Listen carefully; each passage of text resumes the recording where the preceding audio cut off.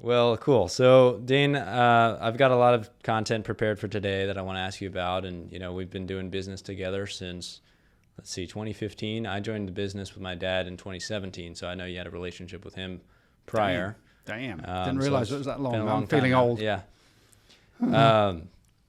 I'll So- pick my walking stick up on the way out. So, Dane, tell me a bit about your background. I know you were working at 3M prior, and then you co-founded this company. Now you've been CEO. So tell me a bit about your background, how you got into the space of working in the great gig of finance. Yeah. I'm like most people. What's that phrase? If you want to make God laugh, tell him you've got a plan. Well, my plan was not really where I ended up, right? So left university where I did a degree in marketing and finance. Went into the army because that's a natural career progression for somebody in marketing and finance. Mucked around in the army for 3 years, then went back to 3M, went into the very closely related field of fiber optics. Did that for a while, left that, went to an AI-based startup in the dot-com bubble, found out that was a bubble, and then ended up, because hell did freeze over 3-4 times, ended up in the finance and life insurance industry. So apparently there is some weird twists of fate in life. Wow. Now, obviously you have an accent. Yeah, far northeast Texan, yeah. Yep. So when did you come over to the States? Yeah, so when I was at 3M, they actually moved me from the UK over to the US on a project, the Volition project. My then wife hated the United States, so we then moved back. And in turn, with good planning and career planning, I then met one of my other co-founders, Grace, and she suggested, let's form this company. So I then moved back. So initially I had to get a visa and do the commuting bit. And eventually that got really, really old. So then went through the green card process and then eventually got my citizenship. And I will tell you, it would have been infinitely quicker just to go across the Rio Grande 45 times and get deported because it was a pain in the neck. But now I'm a Texan with the accent. Yes, you are. With the accent to prove it. So, and how when you started the company, what was the vision for your company? Yeah, so we actually never intended to specialize in what we are now specializing. So, great planning, right? What we found is most people who are very, very smart tax planners or finance people are really, really good at what they do, but terrible at marketing. And so our idea was we were going to partner with them and help commercialize all these ideas that we thought were really clever. And this is back in 2000, so it's quite a while. I had more hair. Anyway, but joking notwithstanding, the first concept was premium finance. And like a lot of things you see out there, great idea, didn't feel the implementation married up to the idea. So we started off helping, what we actually started off with is Grace was part of a broker-dealer. And so they're held to a pretty high standard. She was uncomfortable with what was being presented from a marketing and delivery. She thought it was meaningfully different. So we actually came into the market and then exited for 3 years as we reconstructed the program and built it around what we really wanted to focus on is higher probability of actually achieving the goal. We didn't want fancy spreadsheets. We wanted delivery on the promise. So we did that and focused on the ultra high net worth market. So premium finance. We're not talking about stranger-owned life insurance or any of that stuff. We're talking about those who are trying to do estate planning, who need insurance, all those good things. But it was really focused around how do we get the quality of product to a point where people could feel really comfortable about the outcome. So we just started that 22 years ago. Okay, that's accent. great.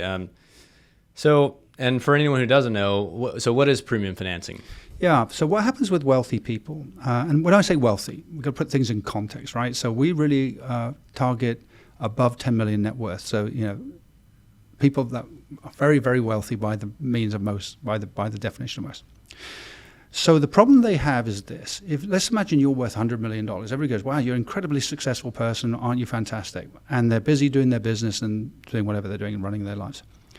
Now, if they went to Vegas the day before they died, they could gamble everything away and lose it. But if they wanted to give it to their kids, unlike most people, they would literally lose 40% of everything they own. But they'd actually lose more because most of it's property or businesses, and they'd have to sell those, right? And so the problem with these wealthy people is they're so good at what they do that they never get round to actually doing the planning. Right. So then you come along, a financial advisor like you comes along and says, hey, you need to sort this out, otherwise you're evil partner in the room, the IRS, is going to take all this money. Right. And they really don't like it. So then the natural solution is life insurance. The problem is they absolutely hate paying for it. So premium finance came about when, if you do the design right, you can have a bank fund the premiums for you. And then either prior to death or when you die, you can pay off the bank. If you die, the policy pays off the bank, but the residual leftover pays for the estate tax for you. So it's just using other people's money, just like these wealthy people do, to build their businesses, finance properties, finance a super tanker or whatever they're doing. It's just using leverage. And that's how the wealthy, for the most part, get rich. They're very adept at using other people's money. Premium finance is just a way of doing it for your estate planning. So premium finance is just a way of using other people's money to buy the insurance that you need, mostly to fund an estate tax plan, right? It's to pay the tax. Now, it can be used for other things, but that's what most people do it for. Gotcha. And then, so Daen, what's the alternative? So let's say before premium financing, what were clients doing if they've got a bunch of real estate, they've got a bunch of assets? I mean, how do they pay this enormous estate tax? What's the alternative if you don't? Yeah. So the irony is that most clients have what I call do nothing plan, right? They don't do anything. Sure. Yeah. So whenever we talk to a client, we say, okay, what is the cost of you to do nothing? Well, it's the liquidation cost to create 40% of your net worth, right? So if you're in let's say family businesses, private stock, you're not going to the stock market for that, right? Everybody knows you have to sell it. So all your competitors come along with their knives sharpened and you get cents on the dollar. This is how people lose 70, 80% of their net worth. So they go, I'm worth $100 million. My kids are going to have everything they need. And they find out that they're left over with, $20 million to spread amongst the 4 kids. And it was like $5 million is not exactly, now it's a lot of money, but nothing like what they spent their entire life building an empire to build, right? Right. So yeah, it's amazing how many don't do anything. So, okay, you could do that. Option number 1 is do nothing. Option number 2, you sit down with your attorneys and you work out all these clever techniques for, gifting, gratting, and everything else out of your estate. And that works to an extent. A lot of these are deferral plans, so that you're not paying the tax now, but you're going to pay it later. Right. But there comes a limit. When you get to the ultra wealthy people, you run out of stuff, and then you get down to life insurance. And then what they have to do is they have to take that working asset that they know and love and know how to manage, liquidate it, and then pay a premium. And you're paying the premium to a trust because it's supposed to be out of your estate, so you then get clobbered with a gift tax. So it ends up costing you a lot more, and they loathe it. They love life insurance if it was free, everybody'd have it, right? Right. But the moment you have to start liquidating an asset that I like and I understand and I'm good at, that sucks. Plus there's liquidation costs, right? Right. Yeah. Absolutely. Those are your three main things, right? Do nothing. Talk to an attorney who's going to tell you that you can defer a lot of it and get some of it out and pay tax on the rest, or buy life insurance. Right. Or you can do premium finance. And avoid the estate planning nightmare. Yeah, look, the whole point about using leverage is simple. A well-defined leveraging plan should save you substantially versus your alternative choices. If it doesn't, why would you take on some risk? Why would you move from a CD or cash into stocks? Well, I expect to get a better return, and I accept there's some risk for that. As long as those risks are spelled out and you understand what they are, then you can make an informed decision. And it's just a business decision.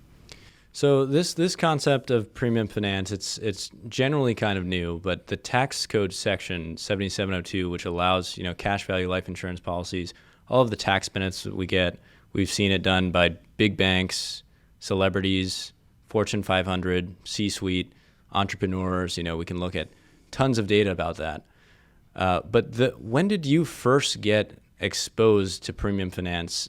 You seeing it yourself and saying, all right, there's an opportunity here to provide value. Like, what did that illustration look like? What did that opportunity look like to you? And what made you want to act on it? Yeah. So premium finance as a concept's been around since the 1960s. But it's come in and out of fashion with interest rates. Low interest rates, we'll use debt financing. Interest rates go up, we won't. The problem is these are long-term plans. So we sort of sat there and said, how can you have a plan that hopes interest rates stay low forever? That's just silly, right? So you had to have a plan that was kind of, I'll call it interest rate neutral.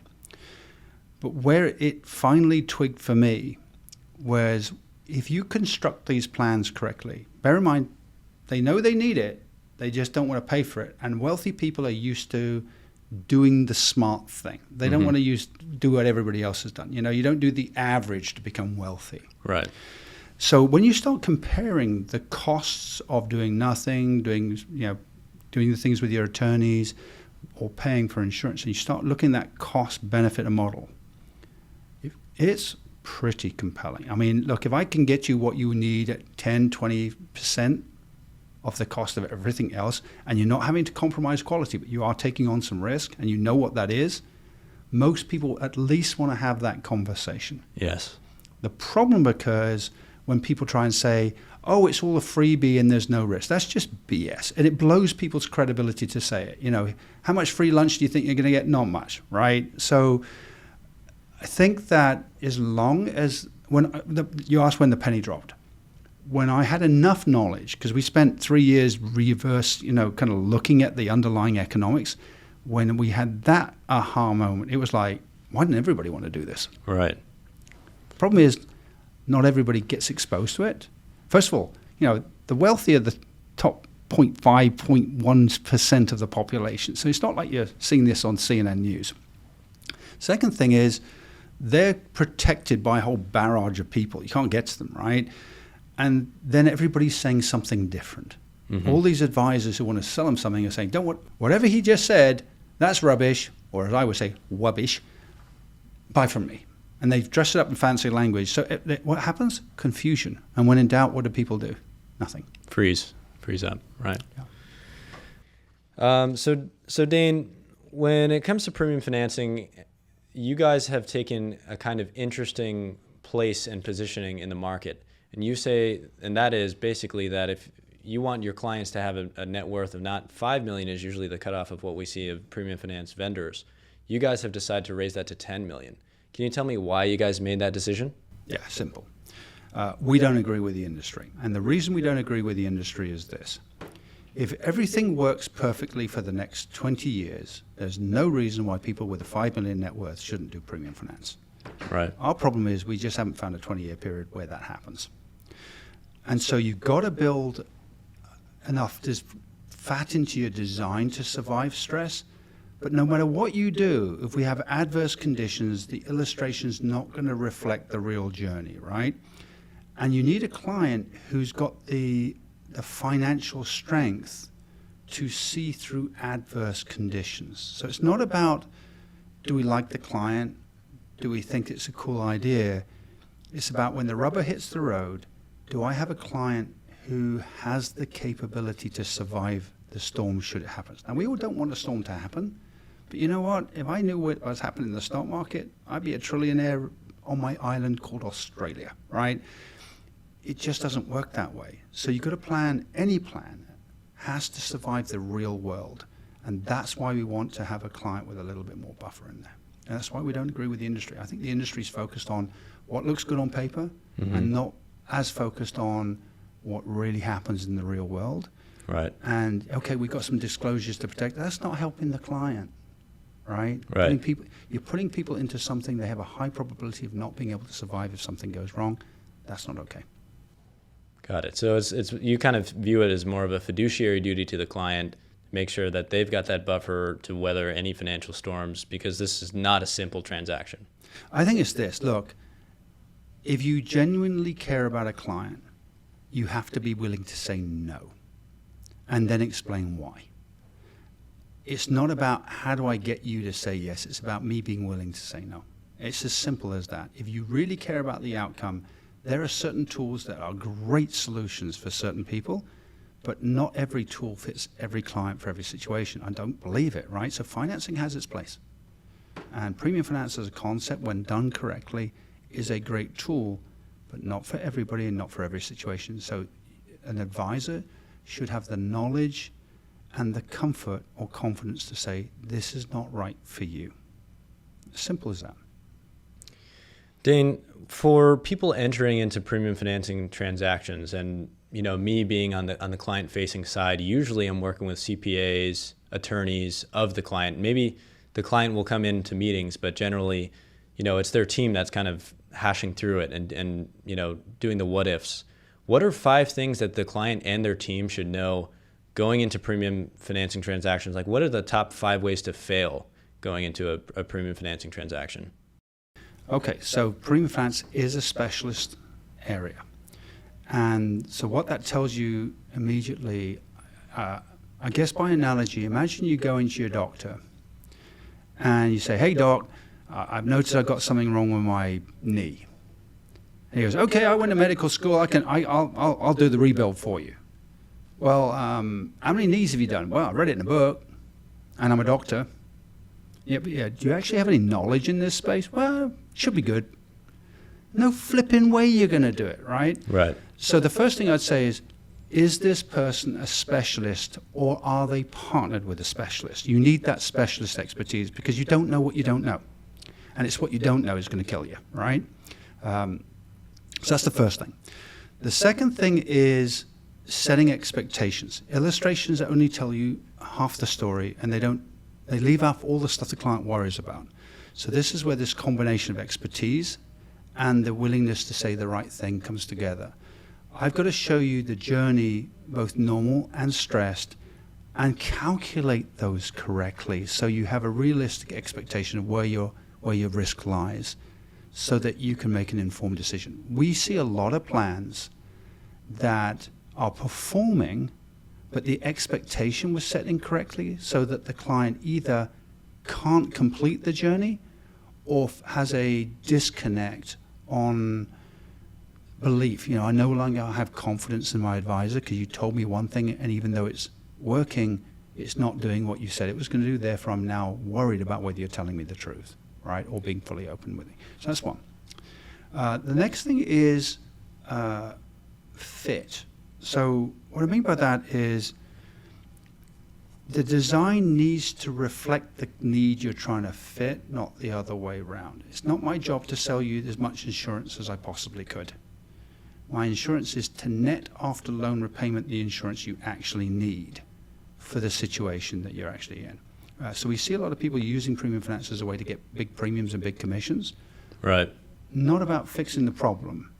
And so you see a lot of bad practice where people are using it around a commission sale rather than the client need sale. Yeah, designing the policy for the biggest commission for the agent. Yeah, so costs are high, or it's a bad product fit, or whatever the reason is. I mean, I've literally had somebody saying, well, with the same amount of money going in, we could get more insurance.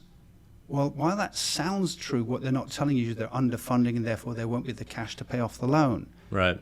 They either don't know that or they're not saying it. Either way, it's not good for the client.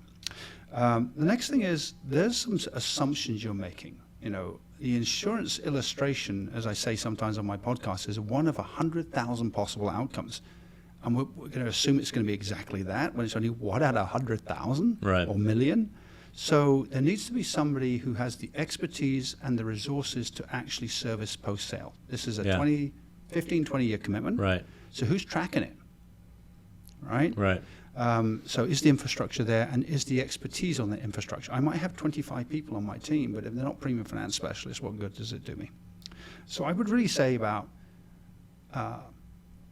fit, expectation setting, design to make sure it's really robust, the stress testing and the servicing, those are the things that we're looking for. Now, there's some other things that help, like underwriting. Do you have the right underwriting? That kind of is a given for insurance, I would say, but I'm talking now about bank underwriting. Yeah. A lot of people only have one bank. Well, what happens if that bank goes away? And we learned that the hard way. There's a reason we have lots of banks that we work with. It's because if one comes up short, we want to be able to move the loan, right? That's where servicing also comes in. So you've got to have expertise. You've got to have the right sources of supply, if that's the right word. You've got to be able to design it right. You've got to set the expectations so the confidence of the client. And then when you're talking to the CPA and the attorney, their job is to protect the client, not to help you, right? And so what we need to do is have enough technical expertise to be able to explain what's going on under the hood. The client's just buying a car. Is this Ferrari good? Yes, it goes fast. Cool. The CPA and the attorney are, okay, exactly how do the brakes work? Exactly how does the engine work? And what we find a lot of agents, so they know the high level of the product, but they don't understand the underlying economics. So we see people doing illustrations that don't marry up with changes in interest rates. You know, they think they're divorced. They think the life insurance product doesn't get affected by it. Mm-hmm. It's like, no, they're inextricably connected, good and bad. Right. So having that degree of knowledge is important. Got it. Daen, why don't you ask me now, like how I got into business, and I'll share that. So you really want me to ask you all about you? No, Rob. So let's look at you, right? You're obviously a smidge younger than me. You didn't intend to be here, did you? Yeah, Daen. So the way I got into the business, I have my grandfather, my best friend. I cherish him, love him. He's 88 years old now. When I was young, he was diagnosed with a neurological disease. Had me really fascinated in neuroscience. They basically couldn't find a cure for him. He had a general ataxia. And so I studied that in college. I was preparing to take my MCATs. And right when I graduated, basically a huge amount of chaos happened. A whole bunch of family stuff, huh? Yeah. Gotta love families. Yeah. Great for your careers. Yeah, so basically what happened was we got a phone call that my uncle in New York had suddenly passed away. Wow. He had a heart attack. Sucks. At age 50. My grandparents, he was helping take care of them, and I had to go over there. And you know how they say, Daen, like when you graduate college, the real world hits you? Yeah. I mean, the real world really hit me. I sold my first house, which was my uncle's house. Sold my first car, which was my uncle's car. The time he was... well, hang on a second. You're having to clear up all the financial fallout of this death? This is just what I got roped into. I just graduated college. I have some free time, so I go over there. You're really well prepared for this, right? I'm just ready for your medical exam. You've got neuroscience down, and now you're doing financial stuff. I'm studying how epinephrine, when you drop epinephrine on a heart, you know, what kind of action potentials change in the muscles, right? I'm not ready to suddenly sell a house and hire an attorney, because at the time he was going through a divorce. And he did have life insurance. And as you know, life insurance is a contractual thing. So if spouse is listed on there, that's who it goes to. You can't contest that. Right. New York is an equitable property state. So I hired my first attorney, and maybe there's a little too much to share, but his ex-wife, she got more money than you and I, Daen, could probably spend in 15 years, 20 years. I can spend a lot. And she used it to hire an attorney for half of the value of the home. And so I hired my first attorney. I realized, attorneys don't necessarily guarantee a win, but they're expensive. I got sent a bill, $500 for a 1-hour conversation. And I realized, how expensive they are. And through the midst of this, though, I was able to be an instrument for my grandparents and help them grieve properly. I was able to handle and shoulder all of this. And I realized, kind of coming out of it after we finished everything, my dad's in the financial planning business. He helps people set out their estate. And really the biggest problem is, people don't die from the biggest financial disease I'm going to say this again. I knew I wanted to help people. And while there are neurological diseases and disorders, when I dove into that, right now for ALS, for example, the best cure is 18 months of extra lifespan. So what I realized is that I could help people protect them financially, because most people don't actually die from the disease or are devastated by the disease. There's a financial disease that's happening in our country, and it's just simply not being prepared for chaotic times like this and not having enough money. So that's kind of how I got into financial planning. Me, I'm studious, so I said, okay, what's basically the hardest thing I can do? And right at that point, it was to get my CFP. So I went to study for 2 years at UCLA, got my CFP. I actually did my capstones course, so you have to do a course before you can be eligible to sit the exam on premium finance. My professor said she had never seen this before. She knew it existed, but she said, Rob, probably a tenth of 1% of CFPs have specialized in this. Think about what you just said. A tenth of the CFPs actually know about it, right? Yeah. So what is the probability that most advisors have got a lot of expertise in this space? Pretty low. Pretty low, yeah. And that's the problem. nobody in advisory wants to admit they don't know. So what do they say? Oh, it doesn't work. Or that's no good, you want to do this. And Right. they'll go to where they're comfortable. And the status quo. Right. Here's the thing. That doesn't mean premium finance is good. It just means they need to be able to have a trusted person who they know actually does know. That's Right. all. That's the only point I'm making. Right. So you would say that your career didn't exactly go to plan, which is kind of similar to my story, right? So you and I were just relaying stories to each other, and we Yeah. ended up where we ended up for all the wrong reasons. Having said all that, though, there's lots of doctors. I guess there's lots of advisors too, but the amount of stress created by finance. So one of the interesting side effects of dealing with these wealthy families is the sheer damage to the family no plan represents. Whether you're rich Right. or poor, the stress and the anger and the hurt that comes from a no plan. So you get this interesting kind of push-pull. Most people don't want to do a financial plan because it contemplates them dying. It's like, oh, I don't want to think about that. Yeah. Let's push this off. Yep, we've seen a lot of that. I'll do Yeah. the things that's fun for me to do. Let's go to the soccer game, right? Right. Most people spend more time watching sports than doing their financial plans. Right? So let's put it in this list of priorities, somewhere down a million. Without realizing if you think about your spouse or you think about your family, they know where everything was and where you wanted everything to go, and they knew about all the tax code and all the other things that come and jump on you. And along comes a lawyer and says, here's a big bill. And who in the family benefited from that? And the hurt is substantial. So, people like to think they're in a noble profession. This is one where you can, if you do it right, you can genuinely help a lot of people. So Right. that's kudos to you. Not the natural career path I would have assumed you would have gone down, but cool. Okay, so where do we find you today?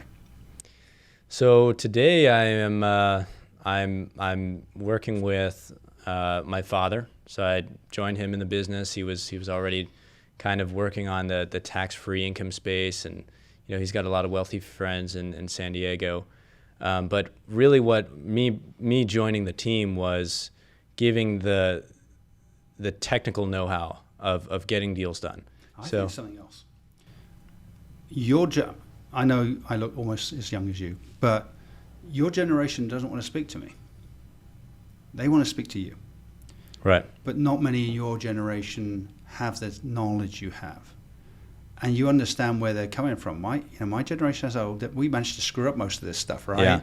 Yeah. So you guys are inheriting the mess we've left you. So you really want to take advice from me who screwed it up in the first place, kind of thing? Yeah. So I think your father's teaching you a lot, obviously, right? Yeah.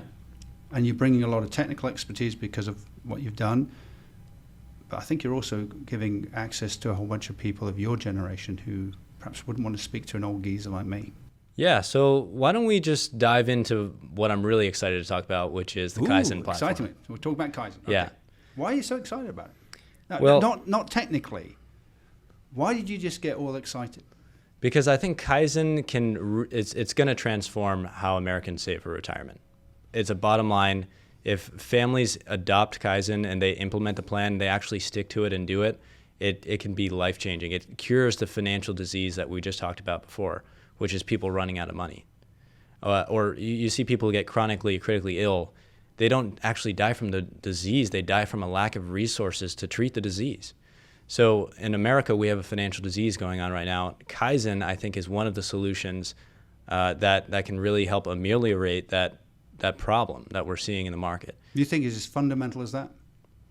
You think it's really that transformative? I think it is. I know I'm biased, right? So, we're both research guys, and one of the things Total that geeks. has just totally stuck out to me was the Dave Blanchett study, Retirement Success. So they took a look at what drives retirement success, how do people actually become successful in retirement, and they quantified that, and they said, okay, well, most people think it's what stocks do I need to buy, what asset allocation, how should I manage my portfolio, following all of this info, when they really said that doesn't matter. What really matters is how much you save. In fact, 75% of the retirement outcomes from that study was determined by the savings rate. So you have to have money to make money. You have to, and what I think is so profound about that is if you think about all the things we can control, when it comes to financial planning, retirement planning, we can't control the markets. We can't control tax rates. We can't control, what can we control? It's our behavior, right? And if 75% of the outcome is determined by how much we're able to save, I think that's actually some good news. You're seeing bad news all over. The markets are down, interest rates are going up. You can't buy a home right now. Well, the good news is 75% of your retirement success for you and your family's ability to build wealth is determined by how much you decide to save. So you can cut back on your lifestyle. And then Kaizen is a solution where maybe I don't need to cut back as much. Right, because let's be honest, most people strive to get where they are, have the house they have, the car they have, the holidays, all that good stuff, and you then say cut back on that. It's like, hang on, do I really want to cut back for the next 40 years so I can have better retirement or whatever? Right. People won't do that. We know just from human behavior. Oh, you're neuroscientists, you know this stuff. Yeah. They're not going to do it.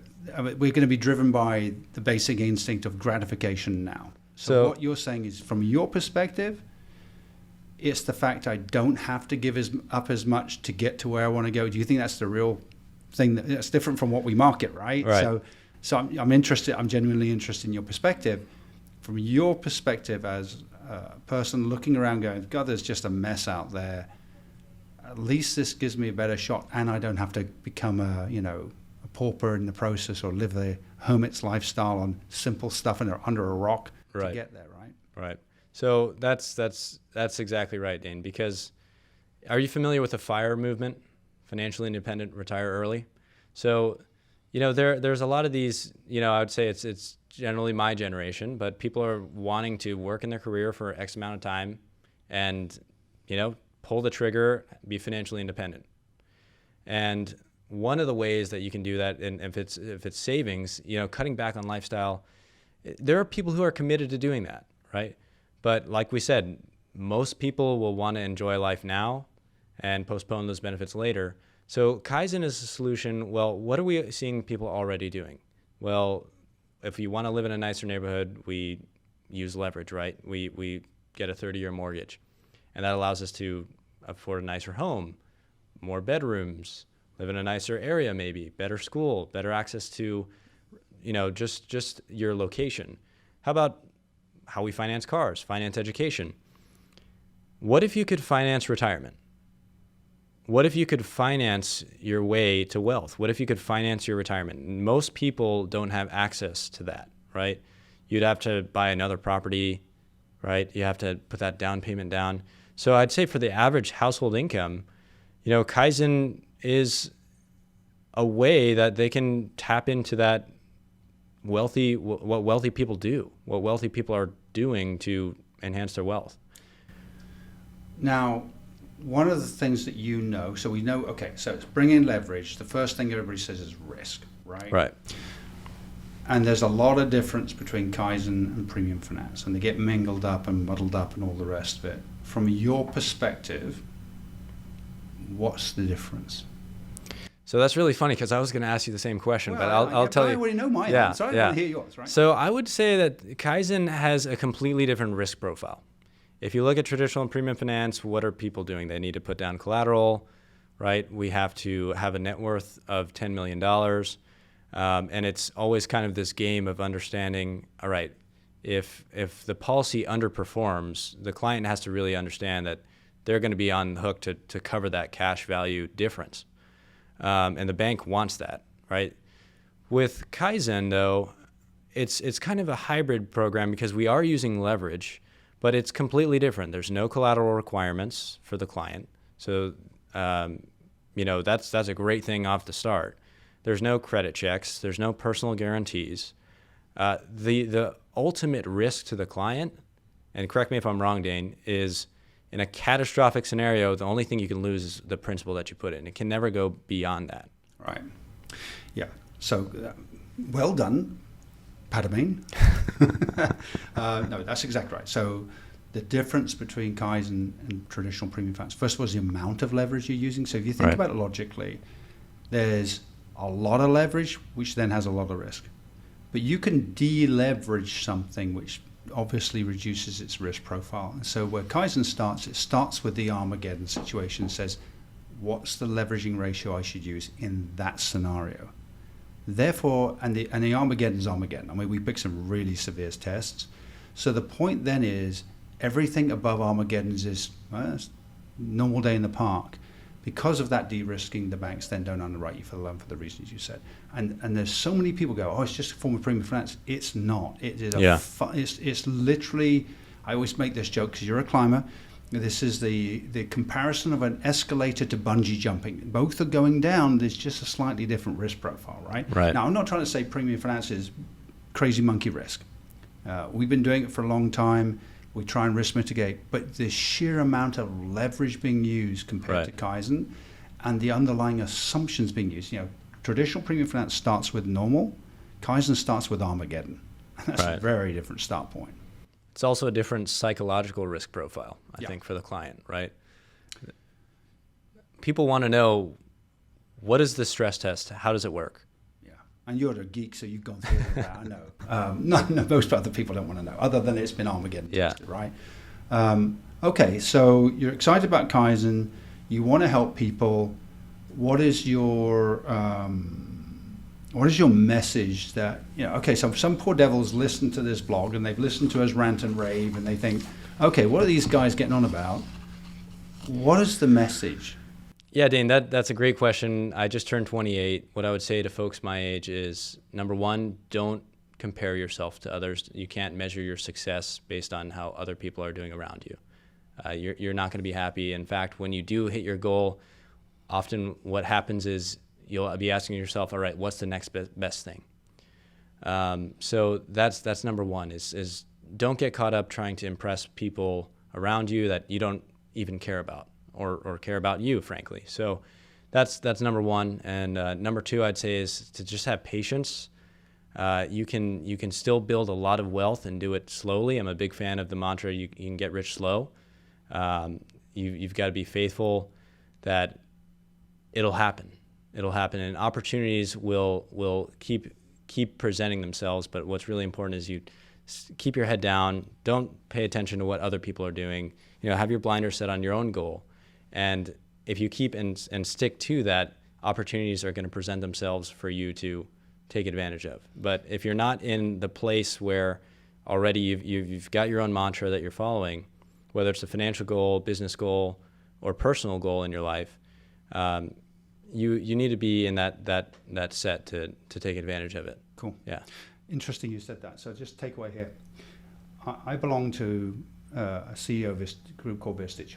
And they do studies of highly successful people. And one of the things that Rob just said was interesting.